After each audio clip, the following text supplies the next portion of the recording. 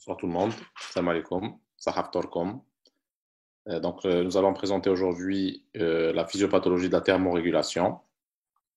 Nous allons attendre un petit moment que le nombre d'auditeurs augmente un peu pour qu'on puisse commencer.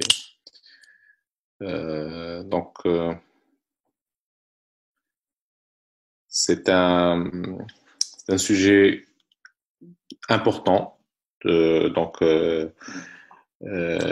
compréhension et la connaissance des mécanismes de la thermorégulation est quand même assez méconnue et souvent négligée, alors que ça peut avoir des conséquences parfois graves lors de la prise en charge des patients.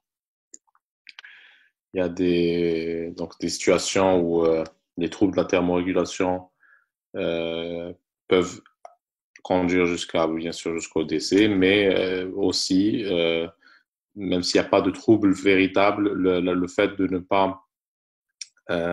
pas monitorer, ne pas surveiller la température, ne pas prendre la température dans certaines situations particulières, chez les patients comateux par exemple, chez les patients au bloc opératoire, les polytraumatisés par exemple, comme nous avons vu lors du choc hémorragique, où l'hypothermie est un facteur majeur de morbimortalité.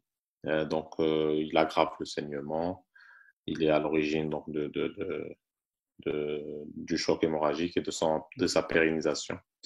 Globalement, la connaissance et la compréhension des mécanismes physiopathologiques vont permettre d'asseoir une base pour déjà rendre compte de l'importance de ce phénomène et donc aussi lui accorder la place qui est la sienne donc dans la prise en charge des patients. Voilà. Je pense que nous allons pouvoir commencer. Donc, comme je disais, la physiopathologie de la thermorégulation est d'une importance capitale dans la prise en charge des patients et dans certaines catégories de patients essentiellement, donc aux urgences et en réanimation, ainsi qu'au bloc opératoire. Et parfois, donc, ces connaissances sont méconnues, sont un peu négligées par les praticiens et ça peut faire l'objet donc de complications, de morbimortalité, parfois allant jusqu'à la mort. Donc là, les objectifs d'aujourd'hui, ça sera essentiellement de savoir définir les différents concepts de la thermorégulation. Donc, nous allons voir qu'est-ce qui intervient dans la quels sont les phénomènes qui interviennent dans la thermorégulation, comprendre les mécanismes physiopathologiques de la thermorégulation et enfin, donc intégrer ces connaissances, ces mécanismes pour la pratique clinique. Et pour cela, donc, nous allons commencer par des généralités. Le contrôle thermique de l'organisme, les phénomènes de thermogénèse et de thermolyse, puis nous terminerons par les deux situations pathologiques de la thermorégulation, que sont la fièvre et l'hyperthermie, ainsi que l'hypothermie. Donc, comme vous le savez, la température de l'organisme est régulée, donc l'être humain régule sa température et la température normale ou la normothermie est définie comme étant une température aux environs de 36,5 à 37,5 aussi. Donc, vous allez trouver donc différentes références où ces chiffres peuvent être modifiés d'un dixième de degré Celsius, mais globalement, c'est la température qui est considérée comme étant normale. Donc, étant donné que l'être humain régule sa température, c'est-à-dire qu'il maintient une température stable malgré les changements de température de l'environnement. Donc, l'être humain est considéré comme étant un être ou un organisme homéotherme, c'est-à-dire dont la température centrale reste constante indépendamment de la température du milieu dans lequel il vit. C'est le cas des mammifères, de tous les mammifères en fait, et des oiseaux, etc. Et donc, on appelle homéotherme ou endotherme, et les êtres qui n'arrivent pas ou qui ne font pas de régulation de la température centrale, et donc dont la température dépendra du milieu ambiant, on les appelle les êtres poikilothermes, contrairement donc aux homéothermes. Donc, c'est le cas par exemple des reptiles. Donc, l'être humain étant homéotherme, quelle est la partie ou quels sont les organes qui vont subir cette régulation? Ce n'est pas tout le corps humain, en fait, qui est homéotherme. Il y a une partie du corps humain qui est homéotherme, c'est ce qu'on appelle le corps ou le noyau. Corps, C-O-R-E, ou noyau, c'est-à-dire les viscères en général, donc tout ce qui est contenu dans le crâne, le cou, le thorax et l'abdomen. Donc ça, c'est considéré comme étant le centre. Donc la température centrale, c'est la température de ce corps, Alors que donc l'écorce ou l'enveloppe de l'organisme, donc essentiellement la peau, les téguments et les extrémités, sont considérés comme des échangeurs thermiques, c'est-à-dire qu'ils vont véhiculer ou qu'ils vont être une interface d'échange entre le corps et le milieu extérieur. Donc, on peut considérer la peau comme étant poikilotherme dont la température donc, varie selon la température centrale et la température de l'extérieur. Donc, ces échanges thermiques entre le corps et le milieu extérieur, donc se faisant à travers la peau, il existe un large champ d'accommodation de la température centrale, c'est-à-dire on maintient une température constante pour une variation importante de la température de l'environnement, comme vous voyez au niveau de la courbe ici. Donc vous avez la température centrale donc, qui est aux alentours de 100 degrés Fahrenheit, c'est-à-dire 37,5 37,6 degrés Celsius. Et alors que la température environnementale donc, peut varier largement de 10 à 60 degrés sans qu'il y ait une modification importante de la température, sans qu'il y ait quasiment une modification de la température centrale. Donc, il y a une régulation de cette température centrale. Mais il faut savoir que la température de l'organisme varie au cours du temps. Elle n'est pas constante, elle est régulée, mais elle n'est pas constante. Donc, elle varie autour de deux valeurs, on va dire, limites, que sont donc environ 36,5 jusqu'à 37,5 comme nous avons dit. Et ces variations se font tout au long de la journée, donc par un cycle circadien, un cycle régulé par l'horloge biologique, par le noyau suprachiasmatique de l'hypothalamus. Donc cette régulation va intervenir ou va faire intervenir des mécanismes divers qui rentrent aussi par exemple, dans la régulation du cycle veille-sommeil, étant donné que quand la température est minimale ou quand elle commence à descendre, nous avons plutôt une sensation donc, de sommeil, c'est ce qu'on appelle donc, la pression de sommeil. Donc, lorsque donc, la température commence à baisser, nous aurons tendance à nous endormir. C'est le cas, par exemple, aussi, donc les modifications aussi de la température se font par des phénomènes intercurrents durant la journée. Par exemple, l'exercice physique va avoir tendance à augmenter cette température par une augmentation du métabolisme ainsi que de l'activité musculaire. Et par exemple, après un bon repas, nous aurons tendance plutôt à avoir un creux, ce qu'on appelle le creux postprandial, c'est-à-dire une baisse de la température, ce qui va engendrer aussi une somnolence. Donc, c'est un des phénomènes qui explique, par exemple, l'envie de dormir après le repas. Donc, comme nous avons dit, il existe deux grandes parties dans le corps humain, l'écorce et l'enveloppe, l'écorce ou enveloppe et le corps ou le noyau. Ces deux parties n'ont pas la même température. Et nous savons que c'est la température centrale qui est régulée et non pas la température cutanée, puisque la température cutanée fait office d'échangeur thermique. Donc, il y a pas mal de méthodes de mesure de la température qui font appel donc à des techniques particulières, mais surtout, ce qui nous intéresse essentiellement, c'est le site de mesure. Donc, le site le plus utilisé, c'est le site cutané, c'est la température cutanée, mais comme on vient de le dire, c'est la température qui reflète le moins bien la température que nous voulons mesurer, qui est la température centrale. En réalité, en cas de normothermie, en cas de donc de capacité, d'environnement adéquat, la température cutanée, telle que la température axillaire, reflète plus ou moins fidèlement la température centrale. Donc, s'il n'y a pas de variation importante de la température d'environnement et s'il n'y a pas de variation importante de la température du corps, la température cutanée sera acceptable comme mesure de la température de l'organisme.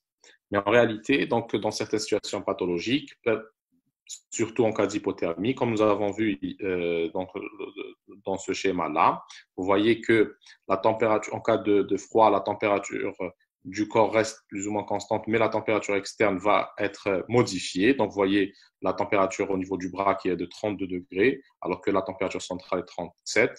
Les mains, 28, alors que la température centrale est de 37. Donc, la température cutanée est un très mauvais reflet de l'hypothermie. Par contre, si en cas de conditions plutôt chaudes, il y a donc plus ou moins, donc la température cutanée se rapprochera de la température du corps. Donc, je dirais que il est acceptable de considérer la température cutanée comme reflet des fièvres et de l'hyperthermie dans un certain degré, mais pas pour l'hypothermie. Les autres températures, donc la température centrale peut être mesurée à différents sites qui sont donc plus ou moins accessibles. Celle qui est donc la plus utilisée, on va dire, et une des la plus pratiquée pour l'hypothermie, c'est la température pour l'hypothermie en préhospitalier, c'est la température tympanique ou épitympanique, qui est un bon reflet de la température centrale si elle est faite dans de bonnes conditions. C'est-à-dire s'il n'y a pas donc si les mesures se font d'une façon standardisée, avec une bonne technique, et on sait très bien que ça peut être modifié, ça peut être faussé, par exemple, si on utilise des thermomètres à infrarouge, s'il y a du cérumen, etc. Donc la température tympanique reste une bonne une bonne méthode de mesure de la température centrale. Mais ce qui est recommandé, c'est de mesurer des températures dans d'autres sites. Le principal site, c'est la température œsophagienne, qui est le bon reflet, surtout pour les réanimateurs et les anesthésistes, de la température centrale. Mais qui a beaucoup aussi de risques. Par exemple, le risque en cas d'hypothermie de faire des troubles du rythme.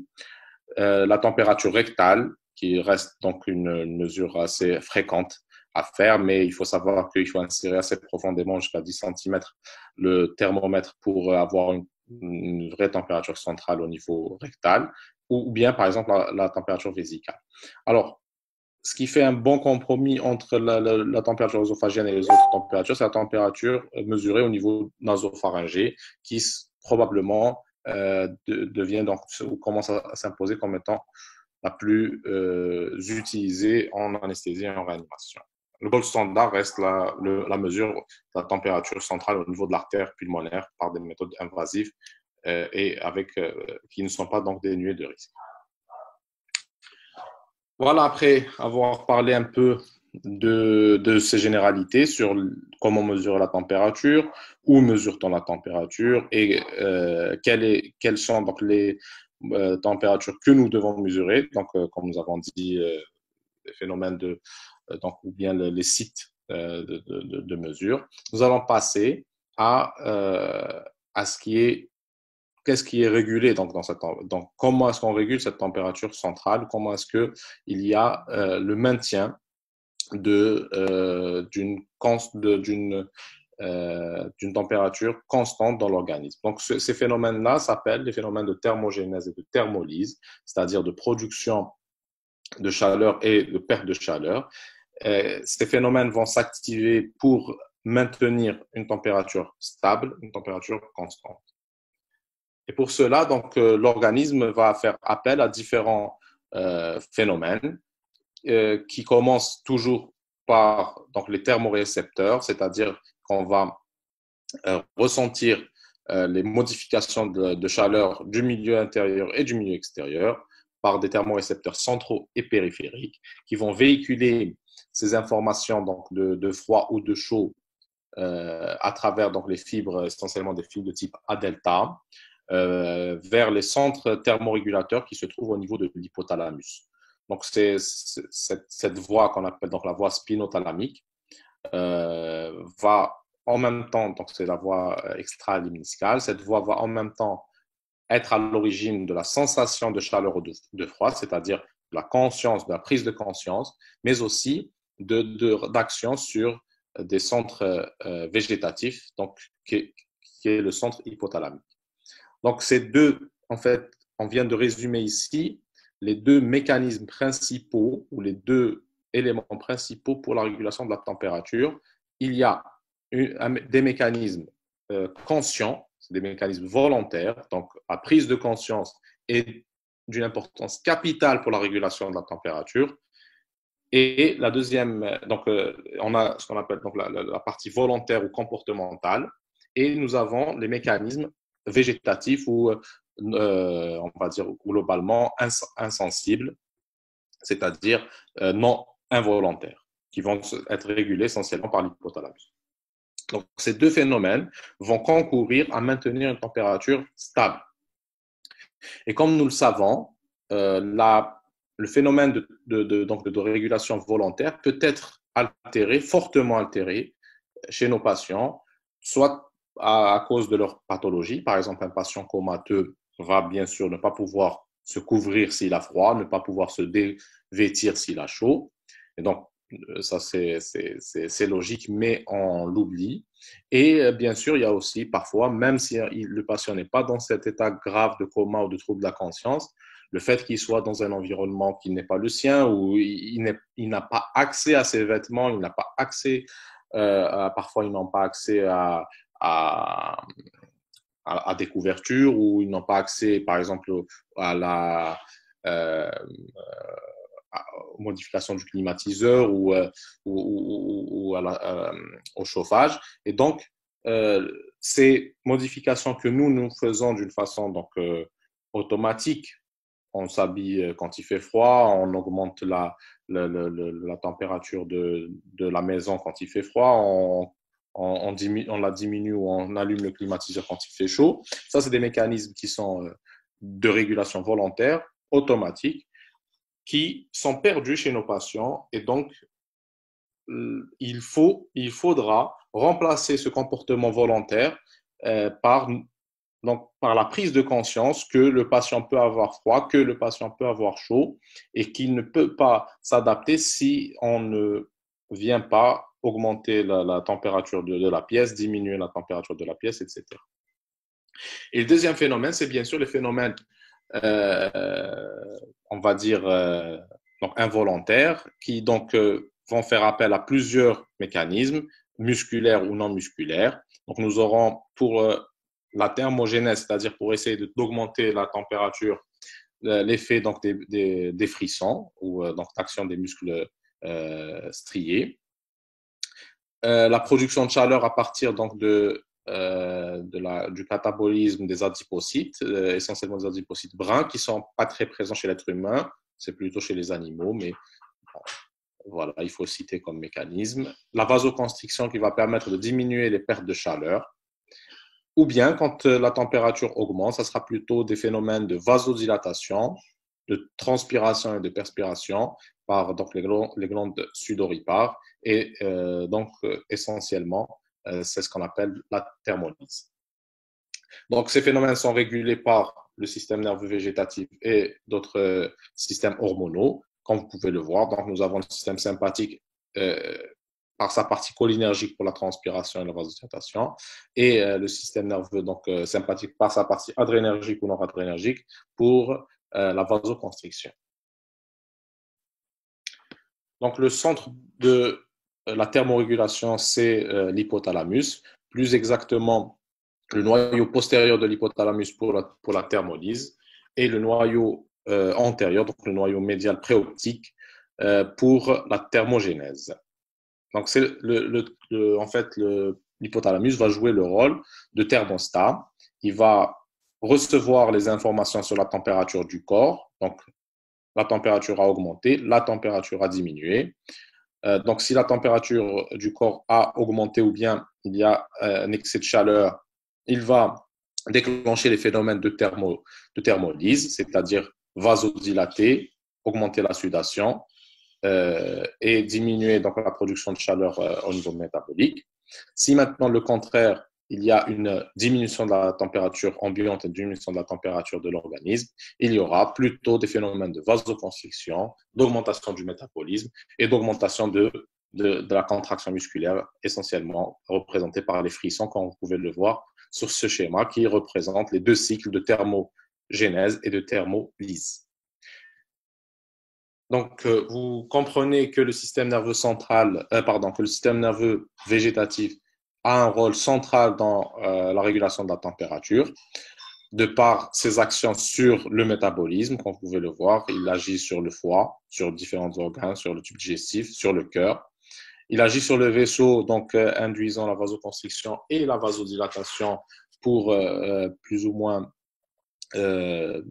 modifier donc l'échangeur thermique qui est la peau.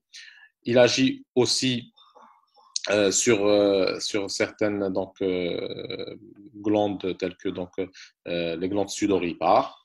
Et donc, de par ces phénomènes-là, le système nerveux végétatif est l'effecteur majeur du contrôle thermique induit par l'hypothalamus. Mais bien sûr, ce système nerveux végétatif peut être altéré ou les fonctions du système nerveux végétatif peuvent être modifiées par différents modulateurs tels que l'âge.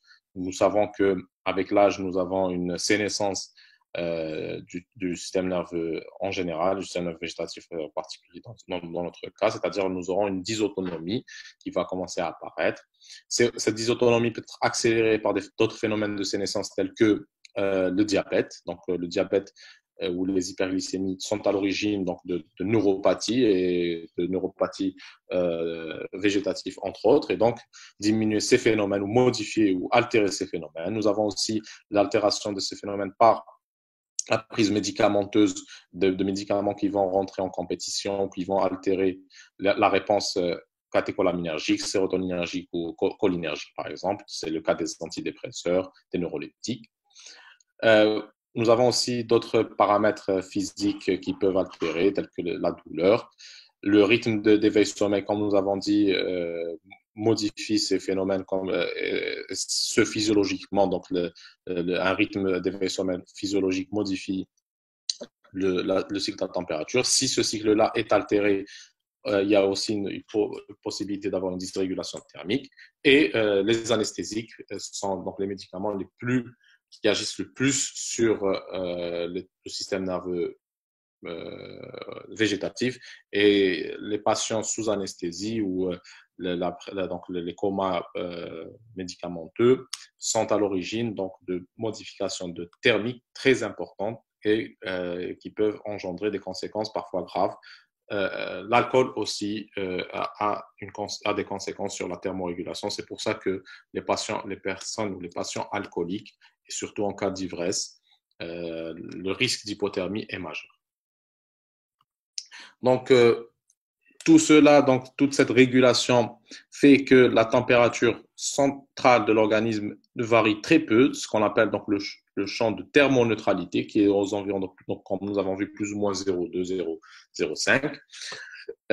Cette thermoneutralité fait que si la température centrale augmente ou dépasse 37,2 degrés Celsius, nous aurons automatiquement l'action du hypothalamique, l'activation des centres de la thermolyse avec vasodilatation. Puis, si ça augmente un peu plus, on va passer à la sudation pour remettre la température dans ce champ de thermoneutralité, donc qui est réglé physiologiquement donc à 37 plus ou moins 0,2.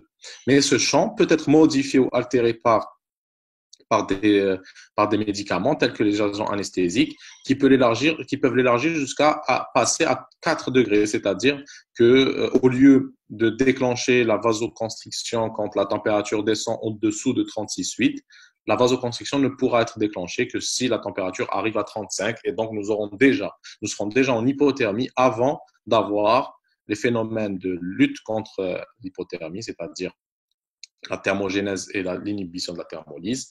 Et comme vous pouvez le voir sur la courbe en en bas à droite, cette température ou ce seuil de déclenchement en fait des phénomènes de thermorégulation vont s'abaisser au fur et à mesure qu'il y a une augmentation de la concentration, par exemple ici d'un anesthésique, donc un des anesthésiques les plus utilisés qui est le propofol.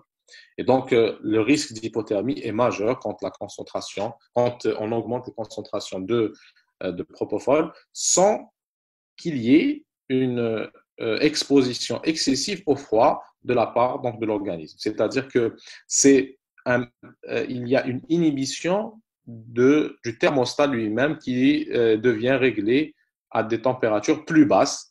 Et donc, cette thermoneutralité sera plus large que la thermoneutralité physiologique. Donc, pour revenir aux deux phénomènes qui nous intéressent, que sont la thermogénèse et la thermolyse, je vous rappelle que la thermogénèse va avoir tendance à augmenter la température de l'organisme, mais elle se met en place quand l'organisme doit lutter contre le froid, c'est-à-dire quand il est exposé à une température basse. On a trois grands mécanismes de lutte contre le froid. Donc, et bien sûr, comme je vous ai dit, il y a des mécanismes volontaires et des mécanismes involontaires. Mais ils sont résumés en l'augmentation du métabolisme cellulaire et de l'oxydation mitochondriale, l'augmentation ou la mise en jeu d'activités de contraction musculaire qui peuvent être volontaires ou involontaires, telles que les frissons.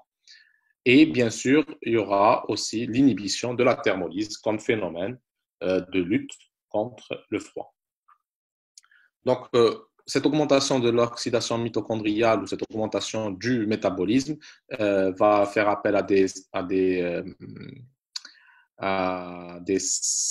circuits ou à des cascades hormonales et végétatives. Donc, le froid va activer, bien sûr, à travers les centres de thermogénèse hypothalamique, donc antérieure préoptique, l'activation donc de la noradrénaline et de l'adrénaline, donc libération de ces catécholamines qui vont augmenter le métabolisme cellulaire et la consommation d'oxygène, et donc augmentation de la thermogénèse chimique par des phénomènes donc d'oxydation. Bien sûr, ces phénomènes d'oxydation vont accentuer ou vont augmenter la consommation d'oxygène et cette consommation d'oxygène peut être donc délétère dans certaines situations. Par exemple, un patient qui doit augmenter sa température après une chirurgie parce qu'il a fait une hypothermie en péropératoire pendant l'intervention. Si ce patient-là a une pathologie cardiaque, par exemple, et qu'il a par exemple une insuffisance coronarienne, cette thermogénèse chimique va augmenter la consommation d'oxygène et va va augmenter l'effort du myocarde et ça peut être à l'origine donc d'ischémie au réveil et c'est fréquent donc de voir donc des IDM, d'authentiques IDM au réveil des patients.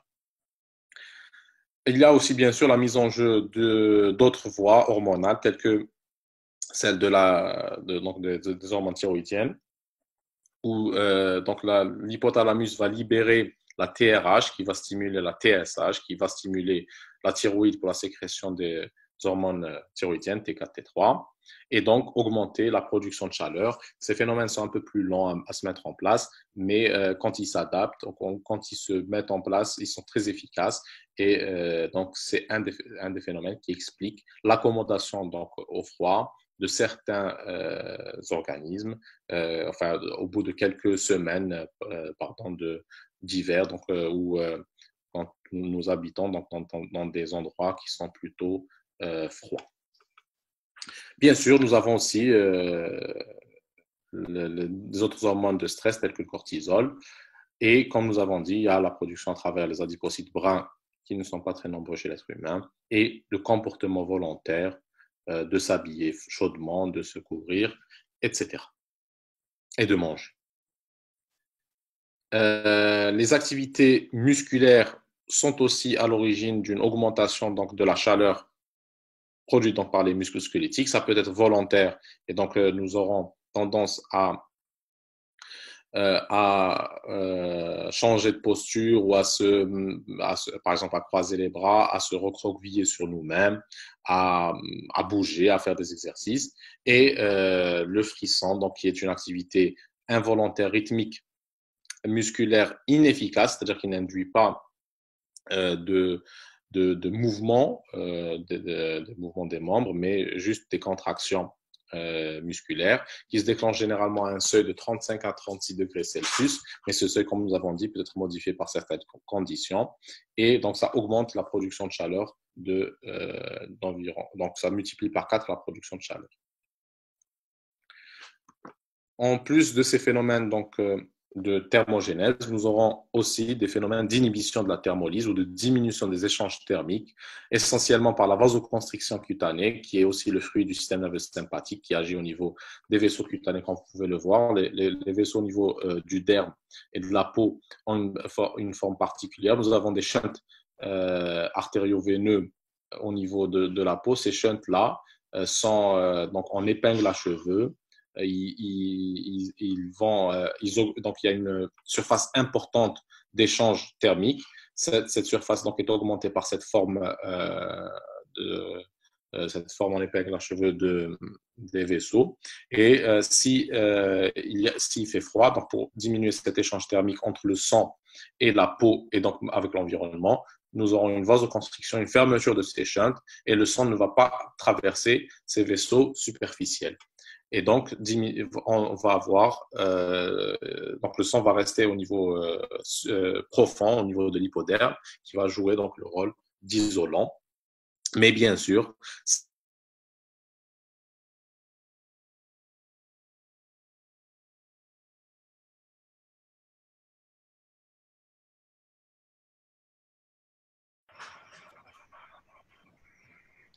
donc, comme nous avons dit, l'hypoderme qui va jouer le rôle d'isolant, donc la chaleur du sang va rester au niveau profond, donc dans le tégument profond, et ne pourra être échangé avec le milieu extérieur à cause donc ou grâce à cette vasoconstriction.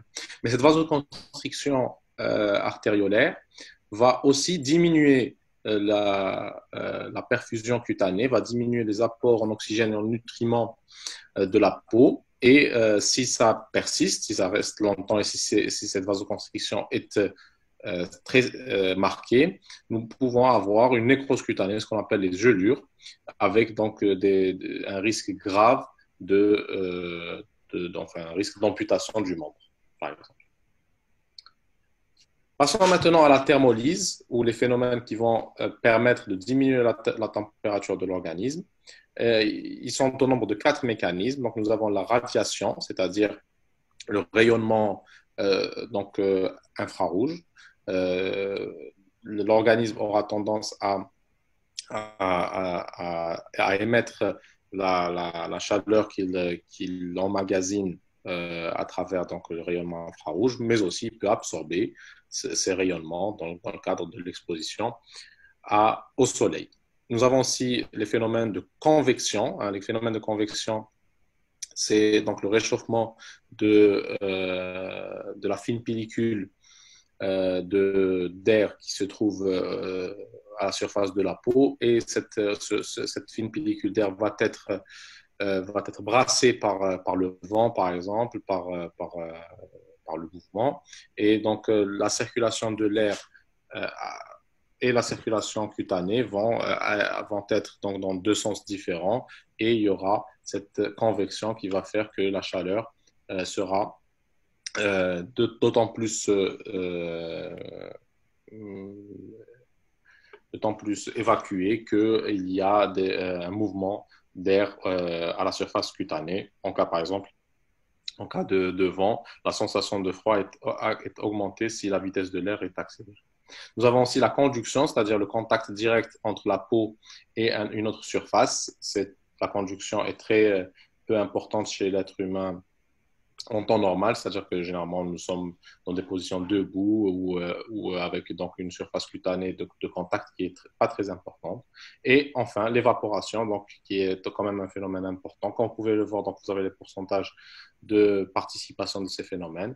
Donc l'évaporation qui se fait à travers donc la respiration, une partie à travers la respiration, une partie à travers donc la sudation, va permettre donc en s'évaporant, l'eau va prendre une partie de la chaleur en passant d'un état liquide à un état gazeux.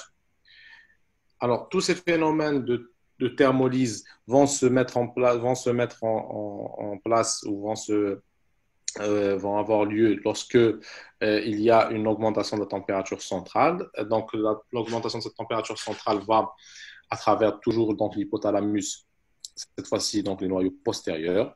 Nous aurons une activation donc une modulation des fibres nerveuses sympathiques, essentiellement bêta-adrénergiques et cholinergiques, donc inhibition de la vasoconstriction et vasodilatation artériolaire, essentiellement au niveau de la peau, avec donc ouverture des shunts artério-veineux au niveau cutané.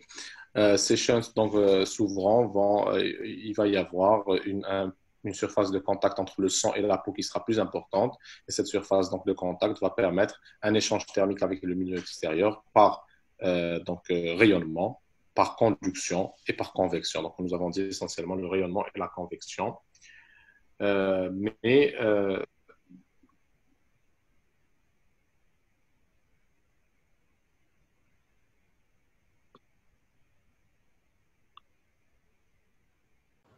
mais ces phénomènes donc, de convection, de conduction et de rayonnement, qui sont donc prépondérants chez le sujet normal, on va dire, c'est-à-dire qu'en dehors des états pathologiques, en dehors des hospitalisations, euh, peuvent être modifiés chez les patients en réanimation. Par exemple, la conduction va avoir un effet très important ou devient un élément très important puisque généralement les sujets hospitalisés sont parfois dévêtis ou souvent dévêtis, ils sont en contact avec une plus grande surface pendant plus longtemps, c'est-à-dire qu'ils sont généralement, ils restent plus longtemps couchés et donc la conduction et la déperdition de chaleur peut être plus importante et par conduction, alors que en temps normal, donc là, ce phénomène est moins important. Donc globalement, comment est-ce qu'on dissipe la chaleur donc en cas d'augmentation de la température cutanée, enfin de la température extérieure? Nous aurons donc une facilitation de la thermolyse par des phénomènes, donc, comment dire, euh, par des phénomènes volontaires tels que donc, faire une ventilation de la pièce, se dévêtir, mais aussi par des phénomènes donc insensibles en augmentant donc ou en augmentant les pertes insensibles, essentiellement donc la respiration et surtout la sudation qui est donc le phénomène le plus régulé, mais avec un risque bien sûr de déshydratation. Il faut savoir que plus l'humidité est importante, moins la déperdition plus la déperdition est difficile parce que une atmosphère riche en eau, c'est-à-dire saturée en eau, va faire que la sueur n'aura pas possibilité de s'évaporer. Et nous savons que c'est l'évaporation et non pas la sudation en elle-même qui est à l'origine de la thermolyse. Donc, thermolyse, ça, essentiellement, vasodilatation avec donc, convection, conduction et rayonnement, et la sudation avec l'évaporation, ainsi que la perspiration. La perspiration n'est pas très importante chez l'être humain. Voilà, nous passons maintenant aux défauts ou troubles de la régulation thermique. Donc, nous allons rapidement passer donc, par la fièvre et l'hyperthermie. Je pense que la fièvre, vous avez déjà enfin, vous avez le TD du Dr Zerwell qui traite de cette partie. Donc, nous allons parler plus de sciences fondamentales en rapport avec la fièvre et l'hyperthermie. Il faut savoir que donc, plusieurs définitions doivent être intégrées pour comprendre donc, les modifications ou l'augmentation de la température centrale.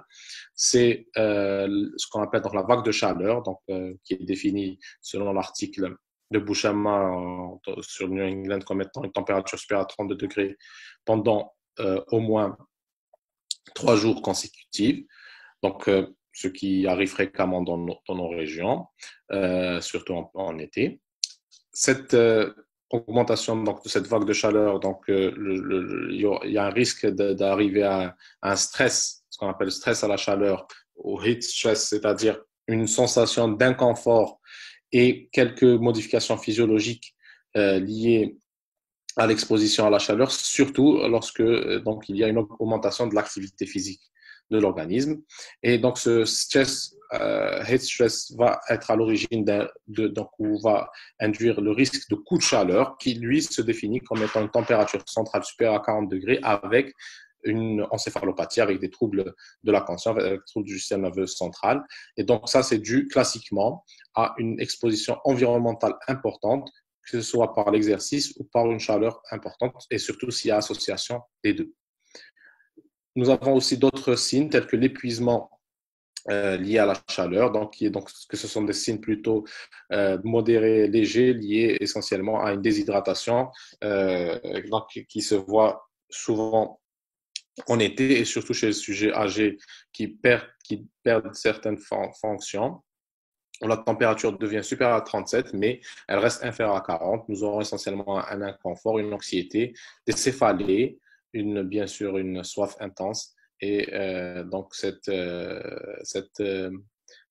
épuisement de chaleur peut aller vers le coup de chaleur, qui est donc la forme sévère ou la forme la plus grave de l'hyperthermie. Donc, il faut savoir que l'hyperthermie est différente de la fièvre. Une fièvre n'est pas égale à l'hyperthermie. Donc, la définition de l'hyperthermie, c'est une dysrégulation hypothalamique, c'est-à-dire qu'il y a une augmentation enfin une modification, une incapacité de l'hypothalamus à induire les phénomènes de thermolyse et de régulation de la température. Alors que dans la fièvre, les phénomènes de régulation de la température sont conservés et c'est plutôt le thermostat, la température réglée au niveau de l'hypothalamus qui est modifiée. Et donc, le corps perçoit une température normale plus élevée. Donc, au lieu que ce soit aux alentours de 37, elle va être aux alentours de 39, de 40, etc. Donc voilà, donc la fièvre est une élévation réactionnelle de la température, c'est-à-dire que les centres hypothalamiques sont conservés, leurs phénomènes sont conservés, l'activation de la thermogénèse et la diminution de la thermolyse sont conservés pour atteindre une nouvelle température centrale. En fait, la fièvre est un mécanisme central réactionnel généralement à des phénomènes inflammatoires qui soient infectieux ou non infectieux. Voilà, en fait, globalement, donc la physiopathologie de la fièvre. Donc, en cas d'inflammation ou d'infection, nous aurons donc l'activation, la libération de substances chimiques dites pyrogènes telles que les cytokines pro-inflammatoires, IL-1, IL-6, TNF-alpha essentiellement, qui vont agir au niveau de l'hypothalamus.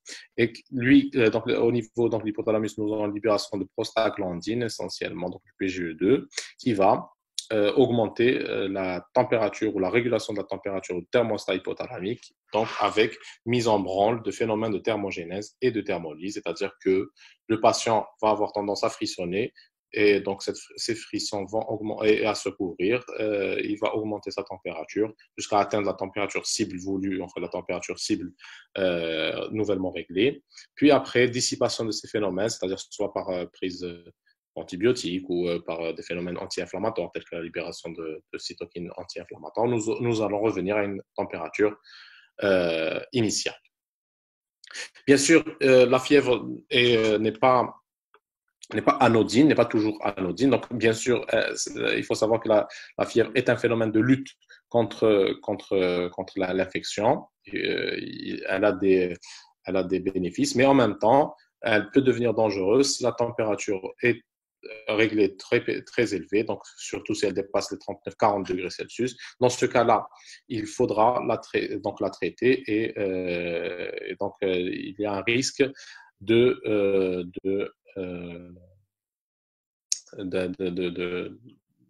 dénaturation protéique et de dysfonction ou des troubles au niveau des organes.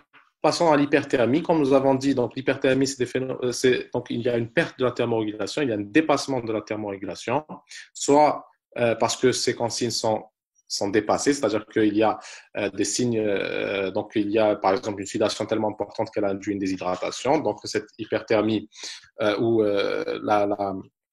la sudation n'est plus capable d'induire une thermolyse et nous aurons les effets de la déshydratation, ou bien en cas de perte de thermorégulation, donc il n'y a plus de possibilité de thermorégulation parce que les phénomènes sont dépassés ou sont altérés, pardon. C'est le cas du coup de chaleur ou si dans certaines perturbations du système de régulation, par exemple en cas d'AVC ou en cas de traumatisme au niveau crânien avec atteinte de l'hypothalamus ou en cas de prise médicamenteuse telle que les neuroleptiques avec le syndrome malin non neuroleptique et l'hyperthermie maligne. Voilà, donc nous avons les hyperthermies d'origine centrale avec les lésions anatomiques et le syndrome malin neuroleptique et les hyperthermies d'origine périphérique, essentiellement donc l'hyperthyroïdie, l'hyperthermie maligne aux anesthésiques et le coup de chaleur.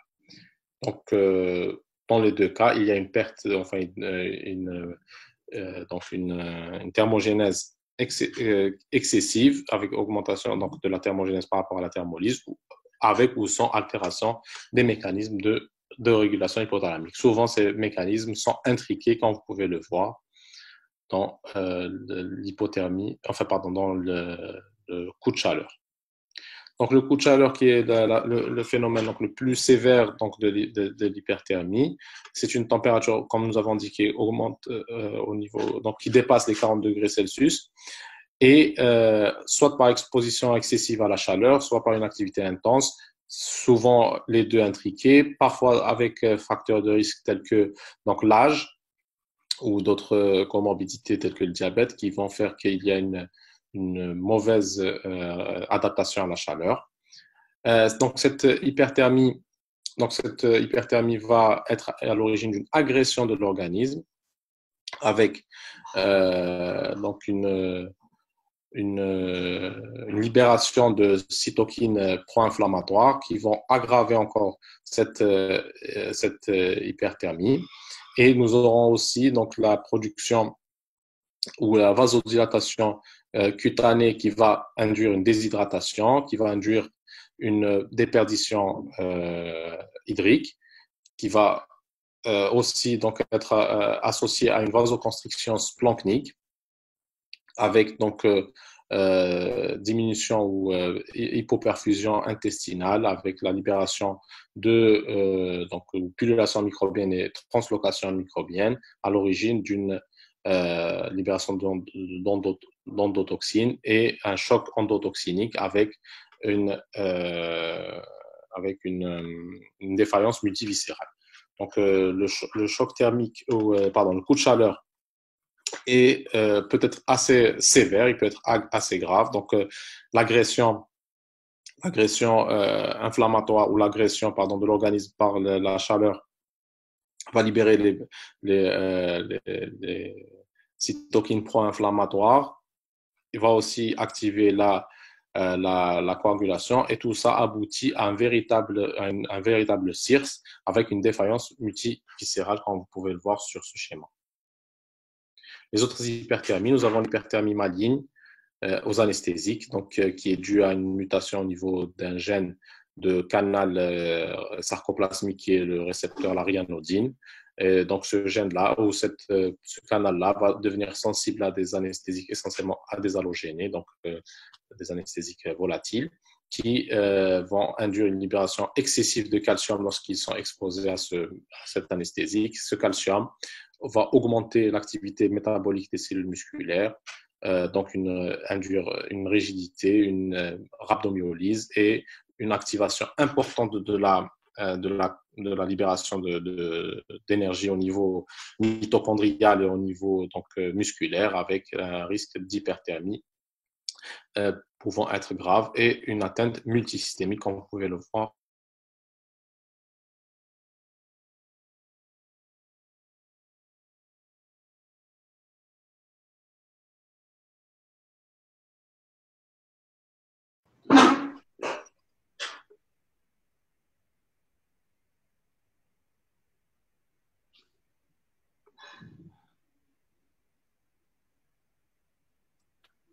Donc, comme nous allons passer donc à l'hypothermie, qui peut être définie comme une température centrale inférieure à 35 degrés. Les définitions peuvent être différentes et les classifications sont variées. Donc, comme nous avons dit, l'hypothermie, il est important de déterminer le site de mesure de la température parce que la température cutanée n'est pas un reflet, ne peut être utilisée comme méthode de mesure pour l'hypothermie. Donc, il faut généralement avoir accès à d'autres mesures telles que la mesure épitympanique ou bien la mesure nasopharyngée. Nous avons dit qu'en cas d'hypothermie accidentelle, la température œsophagienne est dangereuse. Donc, qu'on voit ici, donc là, il y a une classification de l'hypothermie selon la température centrale, la température corporelle, en hypothermie légère, modérée, sévère ou en hypothermie profonde, avec les signes cliniques essentiellement donc neurologiques, respiratoires et cardiovasculaires qui vont découler.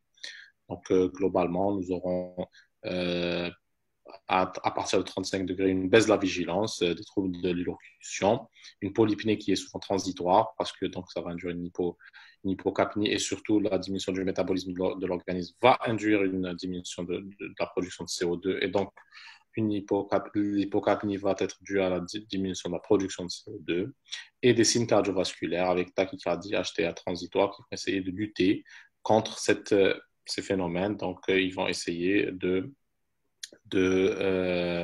lutter contre le froid. Et la vasoconstriction peut être tellement importante que la pression artérielle peut monter de façon beaucoup. D'autres signes vont apparaître quand la température devient inférieure à 32 degrés. Il n'y a plus de frissons, donc c'est le seuil d'arrêt des frissons. Donc le seuil des frissons, comme je vous ai dit, c'est 35-36 degrés. Et si on va en dessous de 32 degrés, les frissons vont s'arrêter.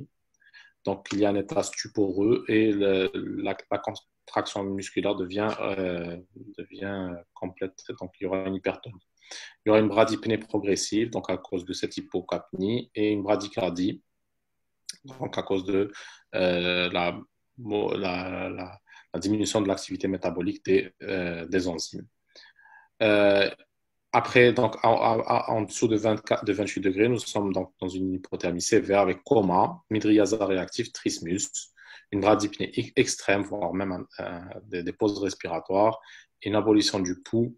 Donc, la vasoconstriction cutanée est tellement importante qu'il n'y a plus de pouls et la débit cardiaque a chuté d'une façon extrême.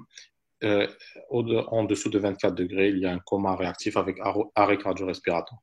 Mais il faut savoir que quand la température est très très basse, il y a un état dit de mort apparente. On ne peut pas déclarer un patient mort alors qu'il est encore en hypothermie parce qu'il y a une conservation pendant plusieurs minutes, voire même parfois je pense que le maximum c'était 83 minutes à 13,7 degrés Celsius.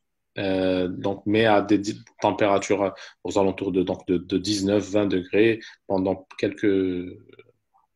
plusieurs dizaines de minutes, il peut y avoir une conservation de l'activité, enfin une conservation de la structure des protéines et donc la possibilité, d'une reprise de l'activité cardio-circulatoire si donc la réanimation est faite avec la bonne méthode. Donc, je ne vais pas vous faire le listing des méthodes de réchauffement ça prendrait trop de temps. Mais globalement, donc les effets de l'hypothermie sont polymorphes, pléotropes et multisystémiques. Nous avons donc bien sûr la vasoconstriction et le frisson, mais cette vasoconstriction et le frisson vont être à l'origine de d'ischémie cutanée, donc comme nous avons dit, d'atteinte une vasoconstriction tellement importante que ça va induire une hypoperfusion cutanée avec des jeux durs, une rhabdomyolyse à cause donc, de la contraction importante, et bien sûr les signes neurologiques à type de coma, donc le coma qui peut être très profond. Il y a aussi une atteinte des muscles respiratoires avec essentiellement une atteinte pharyngée, un risque d'inhalation. Il y a une baisse de la PCO2, une augmentation ou une augmentation donc de l'effet enfin de la captation de l'hémoglobine de l'oxygène par l'hémoglobine et modification donc de la pression partielle des gaz du sang et un risque aussi d'SDRA et d'œdème pulmonaire lésionnel. Il y a, bien sûr, comme nous avons dit, la bradycardie, l'ischémie, la baisse du débit cardiaque. L'hypothermie est un facteur de risque d'infection et d'immunosuppression parce qu'il y a une diminution de l'activité enzymatique de toutes les cellules, entre autres des cellules immunitaires. Il y a aussi un risque de coagulopathie avec un risque d'hémorragie qui est important, souvent associé à des thromboses. Donc, c'est une CIVD. Donc, l'hypothermie est un risque de CIVD. Il y a une augmentation de la kaliémie, donc une augmentation des ions intracellulaires. Donc, hyperkaliémie peut être très importante et généralement, donc, quand elle dépasse 10, la mortalité est très grave. Donc, bien sûr, il y a une corrélation entre la kaliémie et le temps resté en hypothermie. Il y a initialement généralement une hyperdiurèse avec risque d'hypovolémie et une modification métabolique avec hyperglycémie par activation des hormones de stress.